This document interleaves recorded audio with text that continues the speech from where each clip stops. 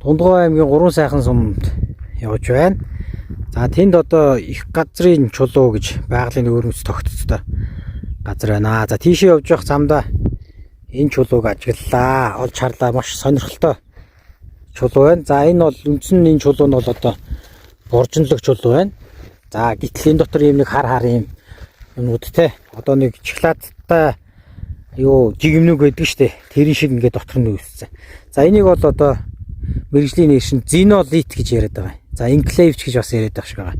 За зинолит гэдэг нь болохоор зино гэдэг нь одоо грек үг бах та гадны харийн гэсэн утгатай.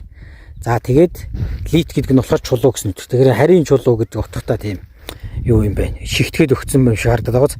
За тэгэхээр энэ бол одоо газрын маш гүнээс үүсдэг энэ боржин чулуу бол маш гүнээс одоо майн талаас үүсэж байгаа халуун одоо хайлмаг маш алсуураар ингээд дээшээ өгсдөг. Яг л халуун учраас тэг хөнгөн учраас харьцангуй хөнгөн юу нягт багтаа учраас дээшээ ингээд өгсдөг. Өгсөх замдаа яг нэг замдаа байсан чулуунуудаас ингээд авцсан байх. Химхтсэн ингээд аваад авцсан байх магадaltaй байна. За тэгээд энэ ер нэг жижигхэн толгод энэ хав бол ерөнхийдөө тийм зенолит нэлээ ихтэй юм байна. Маш өвөрмөц. Яг хичээл дээр геологийн хичээл дээр заалгадаг байсан юм а яг өөрөө харахаар маш сонирхолтой.